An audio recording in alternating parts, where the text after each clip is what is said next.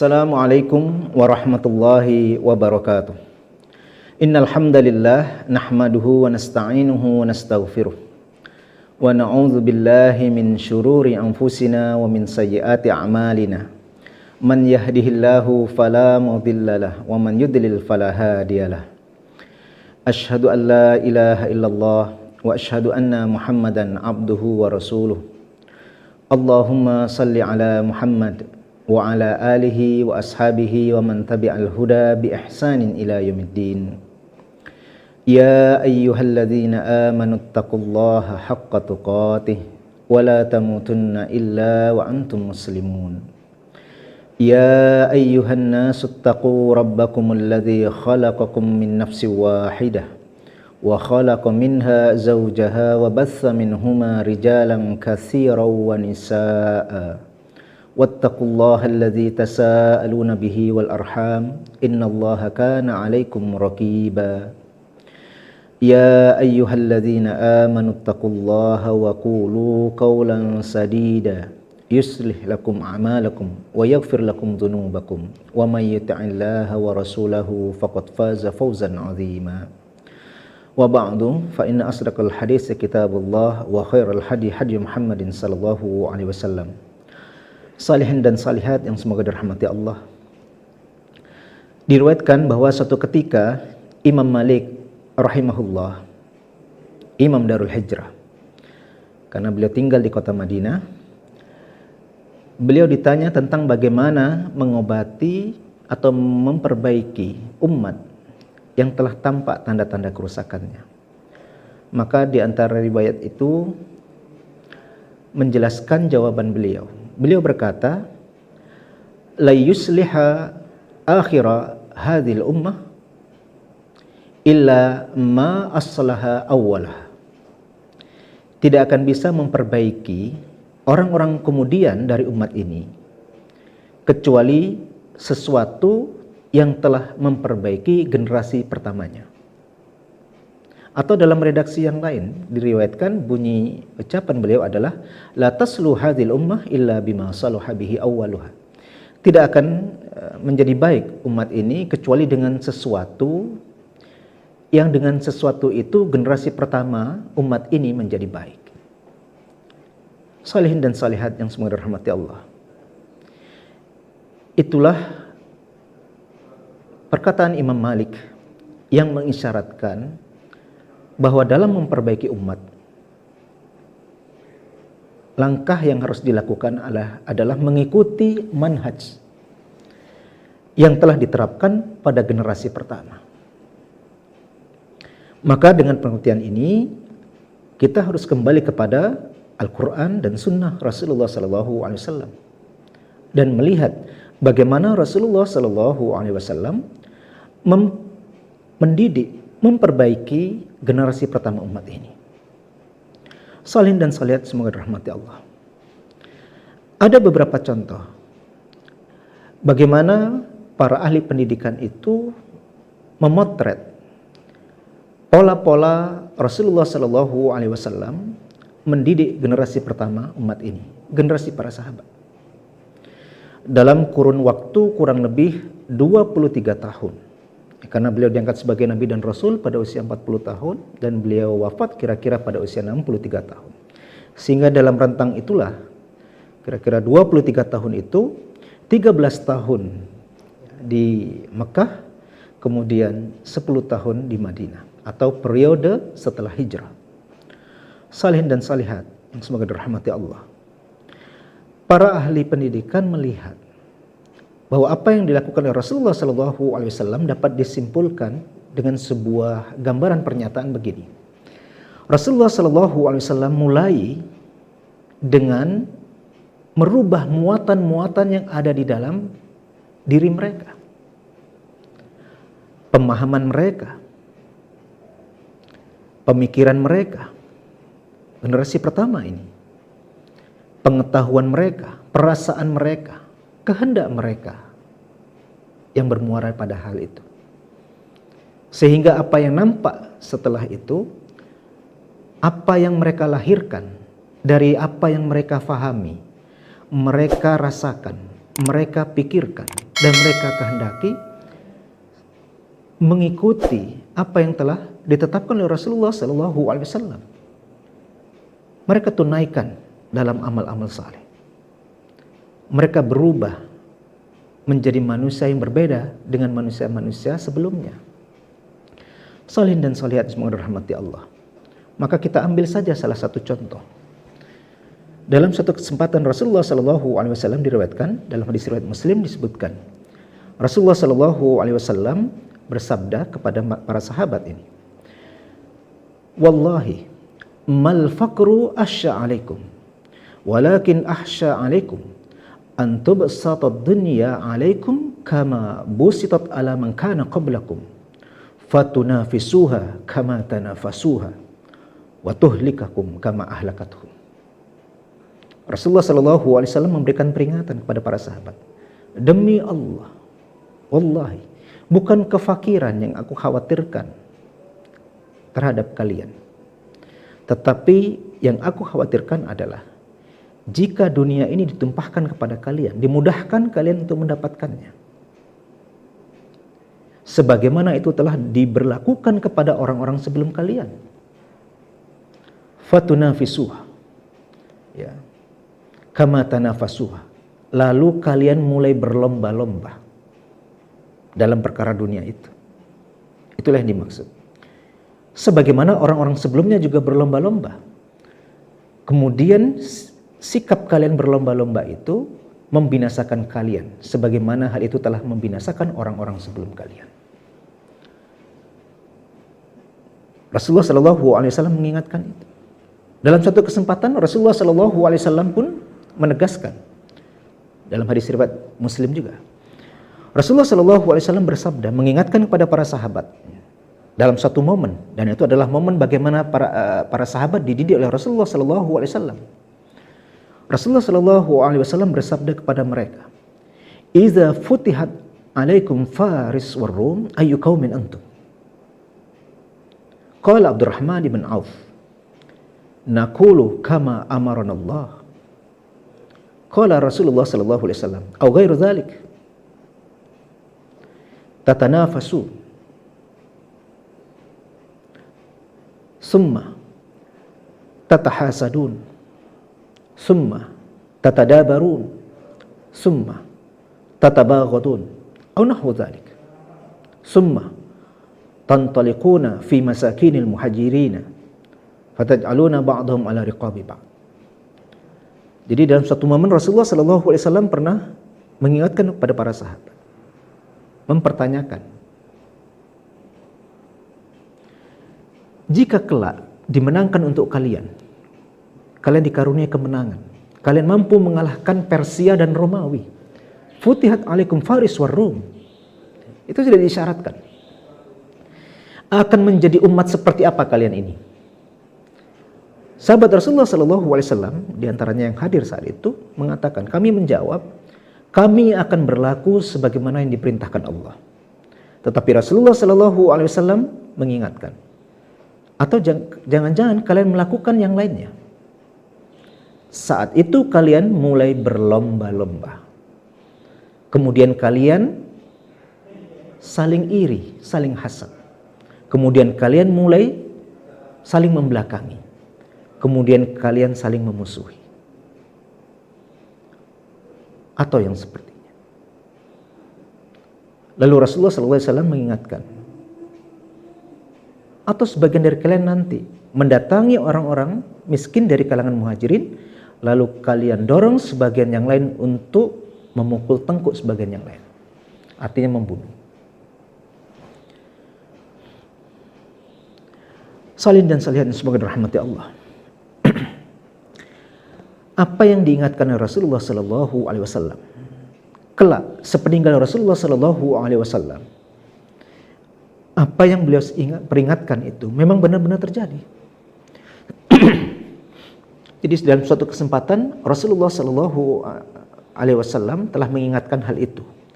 Sepeninggal Rasulullah SAW ada momentum bagaimana sahabat Rasulullah SAW, Umar bin Khattab radhiyallahu anhu, yang saat itu menjadi Amirul Mukminin, pemimpin umat, Allah karuniakan kemenangan.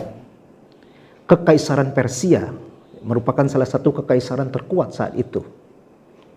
Luas teritorinya saja mencapai 7.400.000 kilometer persegi dan memiliki salah satu kekuatan militer yang terkuat di masa itu. Ya. Dan usianya sudah lebih dari 1000 tahun. Jadi ketika dia dikalahkan, usia kekaisaran Persia ini sekitar 1173 tahun. Maka hasil perangan itu dibawa ke kota Madinah demi melihat kekayaan kekaisaran Persia itu. Umar bin Khattab memuji betapa amanahnya mereka yang membawa hasil perang ini sampai di kota Madinah. Tetapi para sahabat saat itu berkomentar, itu semua karena Amirul Mukminin mampu menahan diri, sehingga rakyat pun, semua orang yang membantunya mampu mengendalikan diri. Bahkan saat itu ketika semua orang bergembira, tampak Amirul Mukminin Umar bin Khattab menangis. Umar bin Khattab radhiyallahu anhu menangis saat itu dan berkata, jika ini sebuah kebaikan, mengapa tidak diberikan ketika Rasulullah SAW masih hidup? Padahal beliau lebih baik dari aku. Jika ini sebuah kebaikan, mengapa pula tidak diberikan kepada Abu Bakar? Padahal dia lebih baik dan lebih dicintai oleh Rasulullah daripada aku. Maka lalu dia berkata, pasti ini sebuah ujian. Pasti ini sebuah ujian. Salihin dan salihat semoga dirahmati Allah. Itulah bentuk sikap hasil didikan Rasulullah SAW, sehingga ketika ujian itu tiba, kemenangan itu tiba, kekuasaan itu tiba, kekayaan itu tiba, menguji mereka, mereka mampu melewatinya dengan baik. Mereka mengingat semua apa yang telah diajarkan oleh Rasulullah SAW. Pola itulah yang menjadi ingatan bagi para ahli pendidikan. Dimulai dari apa? Rasulullah SAW selama 13 tahun pada periode sebelum hijrah itulah diteliti. Rasulullah SAW memulai pendidikan itu dengan mengubah muatan-muatan yang ada di dalam diri para sahabat. Pemahamannya, pengetahuannya, pemikirannya, perasaannya, hingga kehendak mereka itu, agar selaras dengan tuntunan Allah, sehingga kehidupan mereka berubah. Apa yang mereka tampakkan dalam kehidupan, apa yang mereka lahirkan, maka lahirlah peradaban. Peradaban saat itu yang akhirnya mampu mengalahkan dua peradaban besar yang eksis saat itu. Di sebelah timur ada kekaisaran Persia yang saya katakan tadi, telah berusia lebih dari 1000 tahun. Di sebelah utara ada kekaisaran Romawi yang usianya juga lebih dari 600 tahun, sekitar 650 tahun. Bahkan luas teritorinya mencapai 5 juta kilometer persegi. Kekaisaran Persia luas teritorinya mencapai 7.400.000 kilometer persegi. Yang diawali oleh Rasulullah SAW seperti itu. Salihin dan salihat yang semoga dirahmati Allah. Lalu kita melihat di dalam Al-Quran, ternyata telah diisyaratkan proses perubahan itu, sebuah pembelajaran, ya. Karena di dalam Al-Quran proses perubahan itu setidaknya ada di 2 ayat. Satu di dalam surat Ar-Ra'd ayat 11 dan yang kedua di dalam surat Al-Anfal ayat 53. Bagaimana sunnatullah dalam hal perubahan itu telah diisyaratkan. Ya. Saya bacakan dulu yang pertama dari surat Ar-Ra'd ayat 11. Firman Allah Subhanahu wa taala yang berbunyi, "Innallaha la yughayyiru ma biqaumin hatta yughayyiru ma bi anfusihim." Sesungguhnya Allah tidak akan merubah. Innallaha la yughayyiru ma biqaumin. Apa-apa yang ada pada suatu kaum. Kalau kita artikan secara letterlek. Sesungguhnya Allah tidak akan merubah keadaan suatu kaum hatta yughayyiru ma bi anfusihim, sampai mereka merubah ma apa-apa yang ada di dalam diri mereka. Ma bi anfusihim. Kenapa kita katakan di dalam? Karena kata anfus menunjukkan dari kata nafas. Nafas itu adalah bagian dalam dari diri manusia. Nah, ayat ini mengisyaratkan sebuah sunnatullah dalam hal perubahan. Perubahan dari kondisi baik menuju kondisi yang lebih baik. Perubahan dari kondisi yang tidak baik menuju kondisi yang baik. Perubahan yang positif. Isyaratnya dimulai dari apa? Dari muatan-muatan internal yang ada di dalam diri. Jika manusia seperti itu, maka begitulah keluarga. Jika ingin berubah, keluarga itu dari kondisi yang tidak baik menuju kondisi yang lebih baik, ya. Kondisi yang tidak baik menuju kondisi yang baik. Maka individu atau keluarga atau umat harus dimulai dari perubahan bagian-bagian dalam, muatan-muatan yang ada di dalam diri mereka.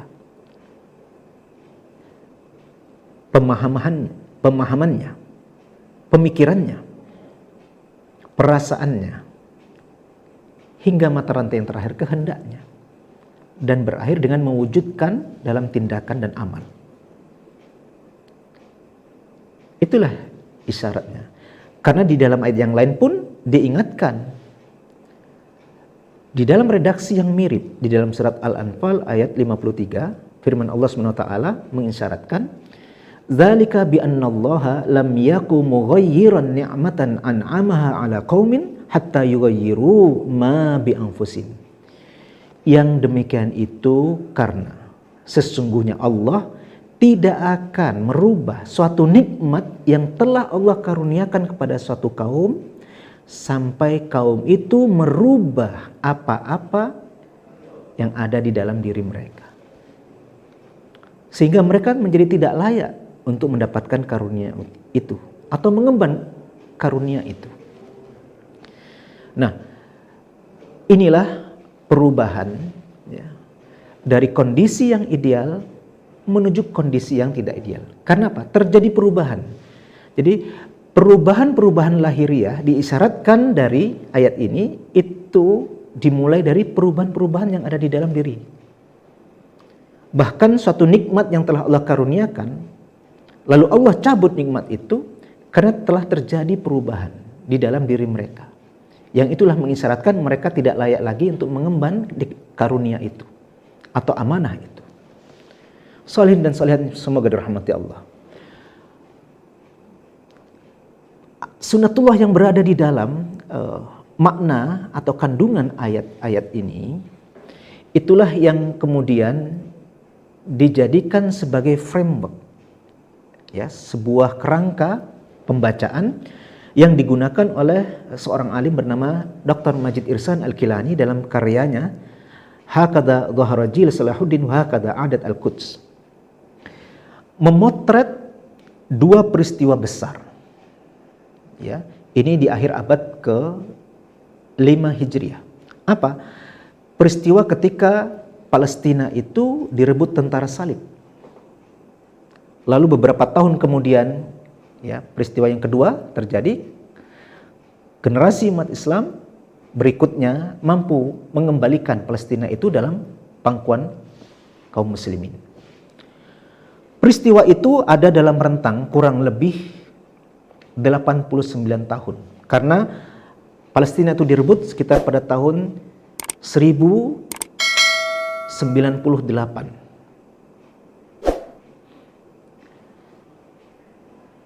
ini Masehi. Lalu kembali bisa direbut oleh generasi Islam, oleh generasi Salahuddin Al-Ayyubi saat itu pada tahun 1187 Masehi.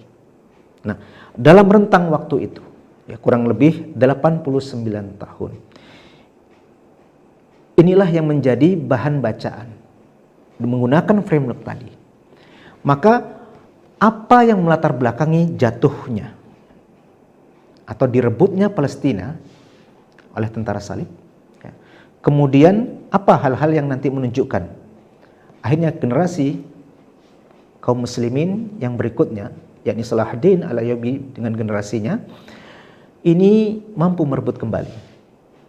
Ternyata yang berlaku adalah sebagaimana yang tadi berlaku di dalam sunnatullah yang diisyaratkan di dalam surat Ar-Ra'd dan surat Al-Anfal tadi.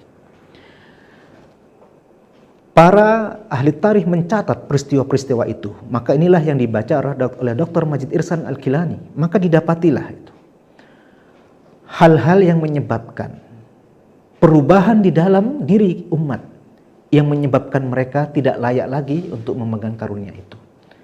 Maka Allah turunkan peringatan itu. Bukan hanya Palestina direbut, tetapi yang paling memilukan adalah pembantaian terhadap kaum muslimin. Dan saat itu kaum muslimin tidak mampu membela saudara-saudaranya, karena terjadi perpecahan di antara mereka sendiri. Maka berlangsungnya rentang waktu itu dibaca kembali oleh Dr. Majid Irsan Al-Kilani melalui data-data sejarah yang ada. Nampak di antara yang dilakukan itu adalah ikhtiar para ulama, gerakan para ulama mengembalikan izzah, ya, kaum muslimin. Dimulai dari apa? Merubah bagian dalam diri mereka. Jadi menjelang jatuhnya Palestina itu, semua peristiwa-peristiwa penting yang terjadi itu mengisyaratkan bahwa pemahaman, pengetahuan, pemikiran kaum muslimin itu telah menyimpang sehingga terjadi perpecahan, pertikaian demi pertikaian di dalam internal tubuh umat itu akhirnya melemahkan kekuatan umat itu sendiri. Sehingga tiba peringatan Allah itu. Lalu demi melihat peristiwa itu, di antara tokoh yang melihat titik-titik kerusakan itu dan bagaimana cara memperbaikinya, disebutlah di dalam karyanya itu. Di antaranya adalah Imam Al-Ghazali dan Syekh Abdul Qadir Al-Jilani. Apa yang dilakukan oleh para ulama di masa itu? Di antara ulama-ulama ini, mereka mulai berusaha untuk melakukan islah, perbaikan. Nah, bagaimana cara memperbaikinya? Tidak ada jalan lain. Setelah berbagai percobaan dan pendekatan-pendekatan yang dilakukan, maka disimpulkanlah. Itulah mengapa kita melihat bagaimana Imam Al-Ghazali menulis kitab-kitab, ya, termasuk Ihya Ulumuddin, menghidupkan ilmu-ilmu agama. Karena apa? Agar umat ini kembali bersih, ya, bersih hatinya. Karena ketika hati itu bersih, pemahamannya bersih, pemikirannya bersih, pengetahuannya bersih, kehendaknya bersih, maka mata rantai terakhir, apa yang dilahirkan dari urutan ini, melahirkan amal-amal saleh. Dan itulah yang akan mengembalikan kekuatan umat ini. Karena diisyaratkan oleh Rasulullah SAW, memang dalam satu riwayat disebutkan, "Iza azzamat ummatid dunya nuziyat minha haibatul Islam, wa idza tarakatil amru bil ma'ruf wan nahyi anil munkar hurmat barakatul wahyi, wa idza tasabat ummati saqatat min ainillah." Jika umatku ini telah mengagungkan dunia, ya, maka Allah akan angkat kehebatan umat ini, kehebatan Islam ini, wibawa Islam ini. Jika mereka meninggalkan amar ma'ruf nahi mungkar, maka akan tertahan untuk mereka keberkahan wahyu. Dan jika mereka telah saling mencaci maki, maka mereka semua jatuh dalam pandangan Allah. Nah, inilah yang diperbaiki. Dimulai dari memperbaiki muatan-muatan internal itulah dalam kurang lebih 50 tahun para ulama akhirnya mampu melahirkan generasi yang baru. Yang akhirnya mereka mampu mengembalikan Palestina dalam pangkuan kaum muslimin. Salihin dan salihat semoga dirahmati Allah. Inilah yang dilakukan oleh para ulama. Dan catatan-catatan sejarah itu membuktikan pola itulah yang diterapkan. Dan dalam konteks saat ini, jika kita melihat apa yang terjadi pada diri kita saat ini dalam konteks umat Islam yang hidup di generasi masa kini, kita menyaksikan hal yang mirip, yang sama. Ketika muatan-muatan di dalam diri kita itu telah menyimpang dengan tanda-tanda yang nyata, sebagaimana juga pernah terjadi sebelum runtuhnya atau sebelum jatuhnya Palestina, kita berpecah belah. Kita saling menjatuhkan. Bahkan kita saling menghalalkan, mencederai kehormatan sesama muslim. Bukan hanya itu. Bahkan hartanya. Bahkan nyawanya. Ya. Maka tidak ada jalan lain kecuali jika kita ingin kembali dan jika kita ingin memperbaiki umat ini, kembali kepada derajatnya, kembali kepada martabatnya yang sepantasnya, kembali kepada keadaannya yang sepantasnya, dengan kemuliaan yang telah diwariskan oleh Rasulullah SAW kepada kita. Maka kita harus memulai dari memperbaiki muatan-muatan yang ada di dalam diri kita. Isyarat itu telah disampaikan oleh Rasulullah SAW setidaknya di dalam 2 riwayat. Wa inna fil jasadi mudghah idza salahat salahal jasadu kulluh wa idza fasadat fasadal jasadu kulluh ala wa qalb. Dimulai dari hati. Ya. Sesungguhnya di dalam jasad itu terdapat segumpal daging. Jika baik ya daging itu, maka baik seluruh jasad. Jika rusak, rusak. Itulah hati. Mari kita bersihkan hati kita. Kita bersihkan pemahaman kita, pemikiran kita, pengetahuan kita,